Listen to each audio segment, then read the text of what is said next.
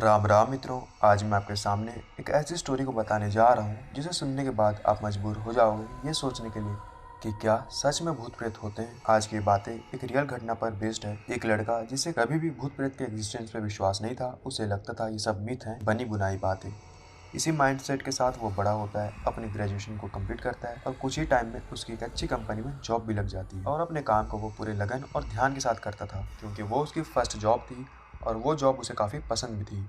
वो नहीं चाहता था कि उससे कभी कोई गलतियां हो या ऑफिस में कभी उसको अपने काम से लेकर इंसल्ट फील होना पड़े, क्योंकि हर उस व्यक्ति की सोच होती है जब वो कभी फर्स्ट टाइम जॉब कर रहा हो या फिर वो उसकी फर्स्ट जॉब हो। इसलिए वो कभी लेट नाइट तक भी काम कर लिया करता था। ऑफिस में काम करते करते उसने काफ़ी सारे दोस्त भी बना लिए थे। अब कभी उसके दोस्तों के बीच कभी कोई डिस्कशन होता था और बातों बातों में जब भूतों की बात आती थी तो ये लड़का हंसकर उन सभी बातों का मजाक बनाया करता था कि तुम आज भी इन सब बातों पर यकीन करते हो। एक दिन जब वो लेट नाइट ड्यूटी करके अपनी ऑफिस से निकल रहा था तो बस के लिए वो बस स्टॉप में जाकर बैठता है और बस का इंतजार करने लगता है। जब वो बस स्टॉप में बैठा ही था, एक अघोरी बाबा उस लड़के के पास जाकर बैठ जाते हैं और उससे स्मोकिंग के लिए सिगरेट मांगते हैं।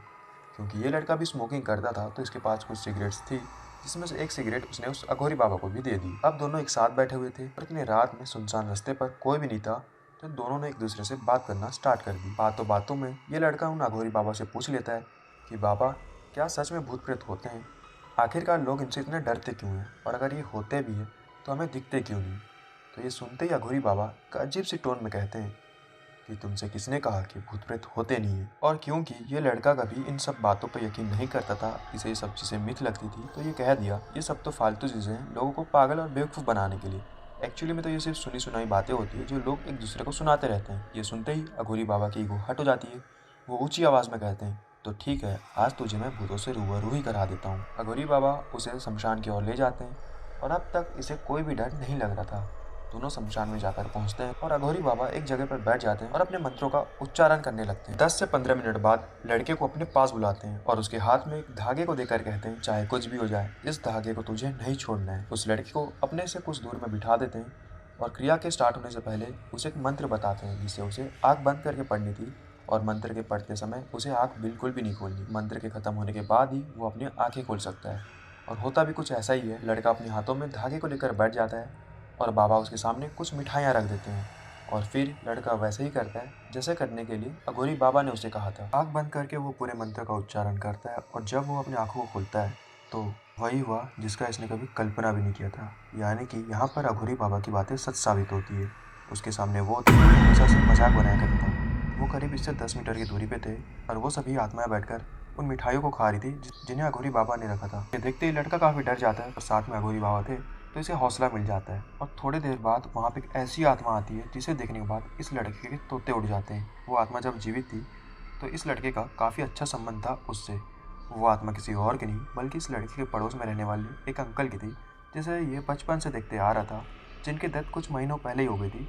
सोचिए, आप किसी रिलेटिव दोस्त की डेथ हो गई हो आपके सामने और आप उसी की आत्मा को देखो शमशान घाट में। ये देखते ही लड़का इतना ज्यादा डर जाता है कि अघोरी बाबा की बताई सभी बातों को भूलकर उस धागे को वहीं पे फेंक कर भाग जाता है, जिसे फेंकने के लिए अघोरी बाबा ने सख्त मना किया था। ये इतना ज्यादा डर जाता है कि बिना पीछे देखे अपने घर की ओर भागता है और घर जाकर अपने आप को एक रूम में बंद करके डरता हुआ सो जाता है। अगले दिन ये उठता है और पिछले रात में घटी घटनाओं को याद करके ये सोचता है कि जो भी हो गया उसे छोड़ो, वो एक बुरी घटना थी और उसके बारे में वो ज़्यादा कुछ नहीं सोचता। फिर वो अपने घर से कुछ काम करने के लिए बाहर निकलता है और जैसे ही वो रास्ते में रहता है उसे वो आत्मा दिखने लगती है जिसे इसने पिछले रात में देखा था।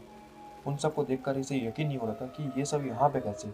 जिन्हें ये कल रात को देखा था अब वे आत्मा इसके साथ अटैच हो चुके थे। ये तुरंत अपने घर की ओर भागा भागा आता है और अपने घर में उस आत्मा को देखता है जो कल इसके पड़ोसी हुआ करते थे। ये लड़का इतना ज़्यादा डरा हुआ रहता है कि अपने पूजा रूम में चले जाता है और भगवान के सामने बैठ जाता है। जैसे ही अपने पूजा रूम में जाता है वो सारी स्पिरिट्स मानो जैसे कहीं गायब हो गई हो। वो सभी आत्माएं जा चुकी थी, अब इसे कुछ ऐसा दिख नहीं रहा था। और जैसे ही शाम होती है वो सभी आत्माएं इसे दिखना स्टार्ट हो जाती है।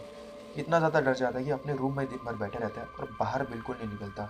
रात के समय वो आत्मा इसके रूम के दरवाजे के पास आती थी। ऐसे ही रात होती है वो सभी आत्माएं इस रूम के दरवाजे के पास आकर इसका नाम लेती थी और इसे जैसे मानो बुलाती थी। इन सब चीज़ों से इतना डिस्टर्ब हो गया था कि इसकी मेंटल हेल्थ भी बिगड़ने लगी। इसने ऑफिस भी जाना बंद कर दिया था। इसके जो दोस्त थे जो ऑफिस में काम करते थे उन्हें शक हुआ कि ये बंदा इतने दिनों से ऑफिस क्यों नहीं आ रहा। जो व्यक्ति कभी भी छुट्टी नहीं लेता था वो इतने दिनों से गायब कहाँ है और कर क्या रहा है। तो इसका एक दोस्त जो रहता है वो इसके घर आता है और इससे जब ये मिलता है तो वो शौक में हो जाता है कि इसकी क्या हालत हो गई है। फिर इसका दोस्त इसके साथ घटी उन सभी बातों को जानता है और इसे मंदिर की तरफ ले जाता है। हो सकता है कि जो भी चीज़ इसके साथ घटी है वो ठीक हो जाए।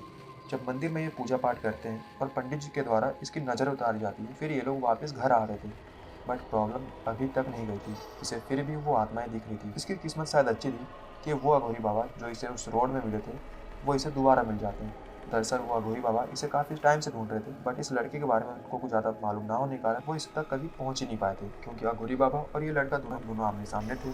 और अघोरी बाबा को भी शक था इसके साथ कुछ ना कुछ गलत हुआ होगा, और जैसे सोचे थे ऐसा ही होता है। लड़के अपने साथ घटी सभी घटनाओं को अघोरी बाबा को बता देता है। अघोरी बाबा उसे फिर से कहते हैं कि तुम्हें मेरे साथ फिर से शमशान घाट जाना पड़ेगा। उस लड़की की इतनी ज़्यादा फट गई थी, वो दोबारा तो जाने वाला नहीं था, बट उसके साथ उसका दोस्त था। उसे कन्विंस करता है कि तेरे साथ मैं हूँ, तू चल, कुछ नहीं होगा। तीनों शमशान घाट जाते हैं और इस बार अघोरी बाबा खुद बैठते हैं क्रिया करने के लिए। और वो क्रिया करने के बाद जब वो उठते हैं तो इस लड़के के आसपास जो आत्माएं थी वो अब चल चुकी थी। इसे ऐसा कुछ महसूस नहीं हो रहा था।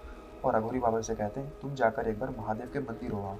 जैसे ये महादेव के मंदिर जाता है और वहाँ से रिटर्न आता है, जो नेगेटिविटी से लग रही थी वो अब जा चुकी थी। इसे पहले जैसा पॉजिटिव फील हो रहा था। तो ये थी एक रियल स्टोरी पे बेस्ड घटना जिसे मुझे किसी ने बताया था, तो मैंने आपके सामने रखा। तो अगर आपके पास भी ऐसी कोई स्टोरी है और आप चाहते हो कि लोगों को उसके बारे में पता चले, तो आप मुझे इंस्टाग्राम के जरिए भेज सकते हो। इंस्टाग्राम का लिंक मैं डिस्क्रिप्शन में दे रहा हूँ। तो अच्छा होगा कि आप अपनी स्टोरी मुझे रिकॉर्डेड फॉर्म में भेजो, जिसे सुनने समझने में मुझे आसानी हो। तो मिलता हूँ आप सबसे किसी और वीडियो में।